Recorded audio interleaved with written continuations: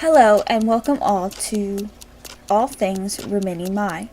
First off, let me welcome you to today's episode and wish you a happy October. I just want to let you know that you may want to listen at your own discretion. Anything talked about is not meant to offend or set off anyone's triggers, but some episodes just may.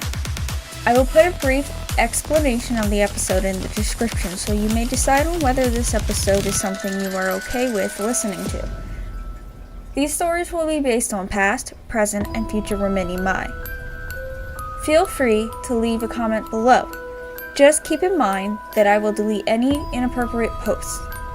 If you are interested in donating to the ASPCA through All Things Riminii Mai, please stay tuned until the end. Before we start, I did have a question asked to me about the first episode. I was asked what I meant when I said I just woke up. They just didn't understand what I meant. It's literally as I put it. My memories before that time are completely gone. They didn't fade. They disappeared that night before I woke up. And the conscience that I am today began that morning, the moment I awoke. Thanks for the question. Now for the episode. Today's episode is a continuation of Monday's. Halloween Part 2. Strange activity at my grandparents'. There was a time when my family was living a normal life, or rather, a normal life for us. It just so happened that I was in the room when the phone rang. My mother picked it up. The way she responded, she sounded confused, official. I knew it couldn't be good. The next thing I knew, she was sliding to the ground, yelling, "No, no, no," repeatedly. Maybe a little bit more dramatic. I've asked her about it since then, but unfortunately she can't remember doing that. What I got when I asked her was, "I did?" The way she responded that day made me think something was wrong with my elder brother, but I couldn't be more wrong. My grandfather had been found lifeless in his bed, and they estimated that he'd been like that for at least 3 days. This was the start of many back and forth trips from Southwest Florida to South Jersey, when I was still a senior in high school and my little brother was a baby. And we did it all driving back and forth, not flying. I can't remember why, but there was one occasion I was staying at my grandparents' house by myself. The cats were still there, but no one else was. My grandfather still had cats around when he passed away, which means these cats were doing God knows what while he was laying down dead. Anyways, when I was upstairs, I often got an eerie feeling. I never really liked it. It made me think of what my grandfather used to tell me before he passed away. He had said there were many times that he woke up to my grandmother staring at him while he slept in their bedroom, which is the very room she passed away in. At first I believed him, that my grandmother may still be wandering around the house, but after he passed away, I got to feel the energy for myself. It didn't feel normal. Tazzy May, one of the cats, would always hide under the bed in my mom's childhood bedroom. I was always told that she was shy, but maybe it was something more than that. Cats have always been known to see things people can't. I got confirmation that this energy was evil when one night, I was awoken by something hitting me really hard. Tazzy was still under the bed, and I heard no noise of a cat jumping down from the bed and scurrying under. And mind you, this bed was rather high, so she would have made a nice thunk when she landed. Anyways, outside, I only heard the noise of the passing cars. I blew it off, not really knowing what to think. When I woke up, I looked at my arm. there laid a bruise the size of 2 quarters placed side by side, almost like a thumb had pressed or smacked right below my wrist, extremely hard. That bruise took forever to heal and remained sensitive for a long time. There was one more occasion that confirmed the energy, as well as gave me a theory. I'll start off with the theory. I strongly believe that the energy was disguising itself as my grandmother. That thing was definitely not my grandmama. I know that for a fact because her ultimate goal before she passed away was for me and my elder brother to remember her. And she was never mean to us. She would never lay a hand on us. Ever. It just doesn't make sense for her personality and for our religious beliefs. Now for that occasion that I was talking about.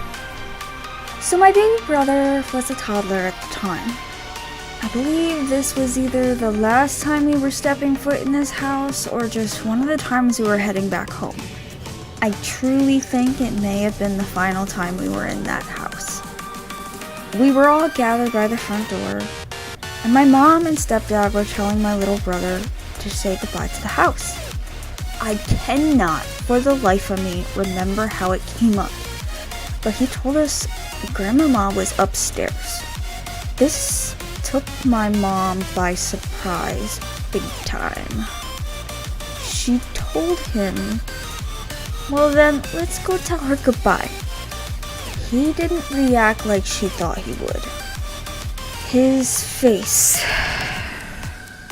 when she told him to say goodbye to Grandmama, changed from happy to terrified.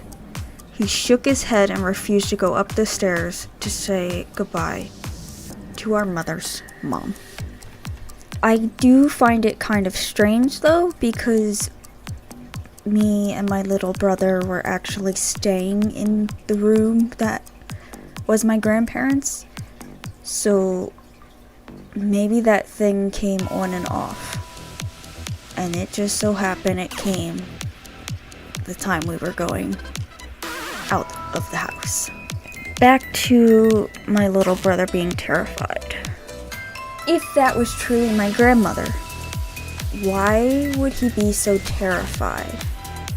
And why would I have gotten that bruise that one night?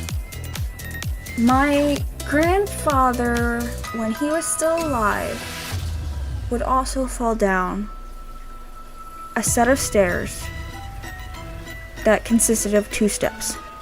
And only 2 steps.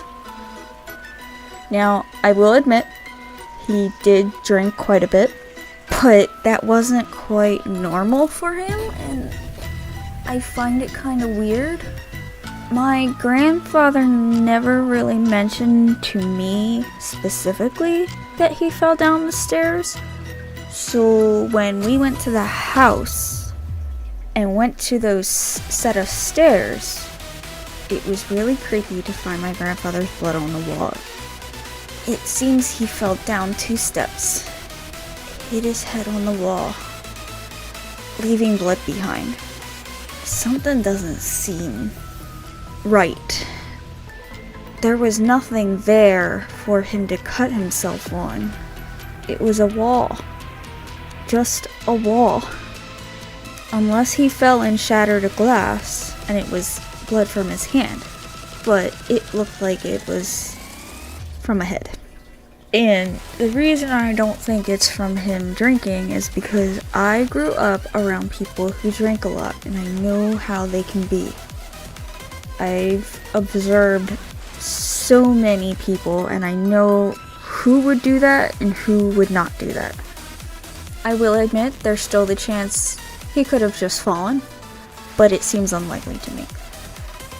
Perhaps he was pushed. To this day, I wonder if the new owners experienced any oddities. I can't remember which family friend it was, but they have claimed to have seen my grandmother's cats who have passed away when my grandmother was still alive. My grandmother kept a lot of secrets, and we didn't find out until after she passed away, and then my grandfather passed away, which was many years in between. I really pray that the spirit or energy or demon or whatever it is has not intervened with my grandparents passing on. Thanks for listening to my blog. If you have any questions, please leave them in the comments below. If you like this episode, please leave a like. October is when it starts to get chilly in some places. I have decided to make an attempt to get $25 to $50 in donations from the channel this October in order to help, even if it is just a little. If you're interested, please follow the link in the description to our Facebook page. The donation post is pinned to the top of the page. Thanks again. See you next time.